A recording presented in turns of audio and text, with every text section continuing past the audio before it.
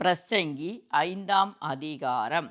நீ தேவாலயத்துக்கு போகும்போது உன் நடையை காத்துக்கொள். மூடர் பலியிடுவது போல் பலியிடுவதைப் பார்க்கிலும் செவி கொடுக்க சேர்வதே நலம். தங்கள் செய்கிறது தீமையென்று அறியாதிருக்கிறார்கள். தேவ சமூகத்தில் நீ துணிகரமாய் உன் வாயினால் பேசாமல் மனம் பதறி ஒரு வார்த்தையும் சொல்லாமலும் இரு. தேவன் வானத்தில் இருக்கிறார், நீ பூமியில் இருக்கிறாய். ஆதலால் உன் வார்த்தைகள் சுருக்கமாயிருப்பதாக. தொல்லையின் திரட்சியினால் சொப்பனம் பிறக்கிறது போல வார்த்தைகளின் திரட்சியினால் மூடனுடைய சத்தம் பிறக்கும். நீ தேவனுக்கு ஒரு பொருத்தனை பண்ணி கொண்டால் அதை செலுத்த தாமதியாதே. அவர் மூடரில் பிரியப்படுகிறது இல்லை.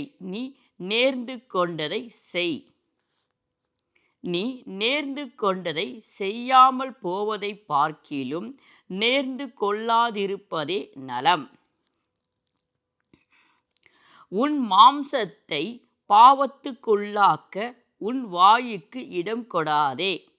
அது புத்தி பிசுங்கினால் செய்தது என்று தூதனுக்கு முன் சொல்லாதே. தேவன் உன் வார்த்தைகளினாலே கோபம் கொண்டு உன் கைகளின் கிரிகையை அழிப்பானேன். அநேக சொப்பனங்கள் மாயையாயிருப்பது போல அநேக வார்த்தைகளும் வியத்தகமாயிருக்கும். ஆகையால் நீ தேவனுக்கு பயந்திரு.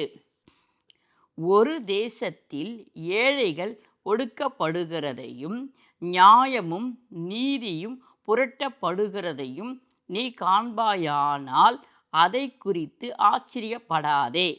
உயர்ந்தவன் மேல் உயர்ந்தவன் காவலாளியாயிருக்கிறான், அவர்கள் மேல் உயர்ந்தவரும் ஒருவர் உண்டு.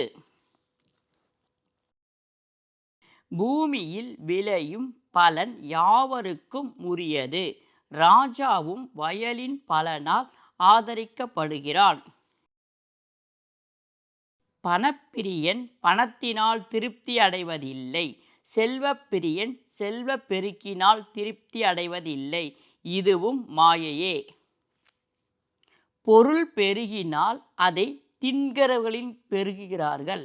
அதை உடையவர்கள் தங்கள் கண்களினால் அதை காண்பதே அன்றி அவர்களுக்கு பிரயோஜனம் என்ன? வேலை செய்கிறவன் கொஞ்சமாய் புசித்தாலும் அதிகமாய் புசித்தாலும் அவன் நித்தரை இன்பமாயிருக்கும். செல்வனுடைய பெருக்கோ அவனை தூங்க வெட்டாது.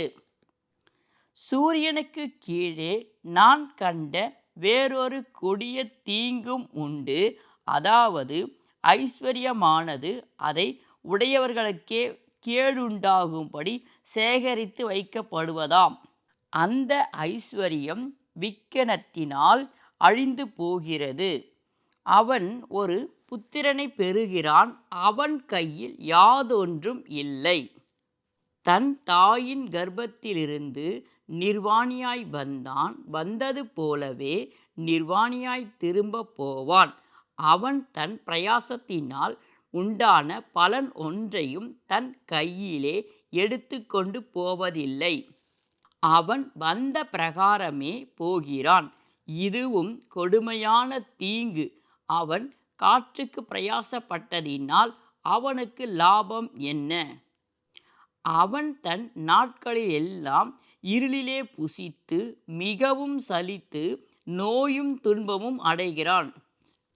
இதோ உயிரோடு இருக்கும்படி தேவன் அருளச் செய்த நாளெல்லாம் மனுஷன் புசித்து குடித்து சூரியனுக்கு கீழே தன் படும் பிரயாச அனைத்தையின் பலனையும் அனுபவிப்பதே நலமும் உத்தமமான காரியம் என்று நான் கண்டேன். இதுவே அவன் பங்கு. தேவன் ஐஸ்வர்யத்தையும் சம்பத்தையும் எவனுக்கு கொடுத்திருக்கிறாரோ அவன் அதிலே புசிக்கவும் தன் பங்கை பெறவும் தன் பிரயாசத்திலே மகிழ்ச்சியாயிருக்கவும் அவனுக்கு அதிகாரம் அளிப்பது தேவனுடைய அனுக்கிரகம். அவனுடைய இருதயத்திலே மகிழும்படி தேவன் அவனுக்கு அனுக்கிரகம் பண்ணுகிறபடியினால் அவன் தன் ஜீவனுள்ள நாட்களை அதிகமாய் நினையான்.